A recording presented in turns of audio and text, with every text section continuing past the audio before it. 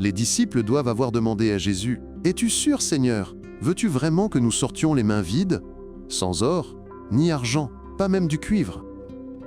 Sans sac, ni vêtements de rechange? Quoi? Même pas une paire de sandales? » Et Jésus a répondu, « Oui. Allez, guérissez les malades, purifiez les lépreux, ressuscitez les morts, chassez les démons. » C'est un commandement de foi. Jésus les a envoyés avec ce qu'on pourrait appeler « tout ou rien ». Ils ne portaient rien dans leurs mains, mais en faisant confiance à Jésus, ils avaient tout. La Bible appelle cela la foi. Des années après, Pierre et Jean, maintenant remplis du Saint-Esprit, ont rencontré un estropié qui mendiait à la porte du temple.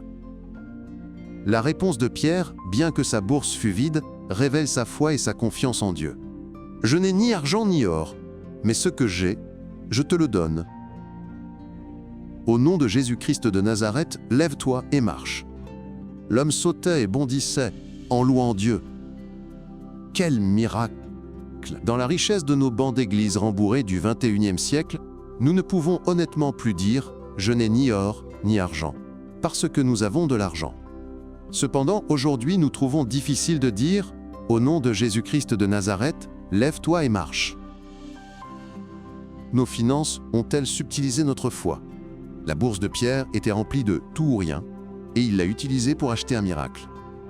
C'est peut-être pour cela que Jésus m'appelle à transférer mes trésors au ciel, pour que, comme Pierre, je puisse avoir moins dans les mains et m'ouvrir plus aux réalités célestes et au pouvoir divin. Selon les Écritures, la dîme, soit 10% de nos revenus, appartient à Dieu, et les offrandes de promesse sont un pourcentage supplémentaire, choisi personnellement, donné régulièrement comme un acte de foi.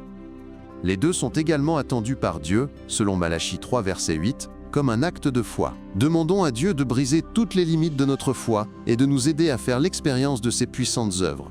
Que notre bourse soit vide ou remplie. Alors que nous rendons la dîme de Dieu et nos offrandes de promesse, mettons-nous en dernier et Dieu en premier.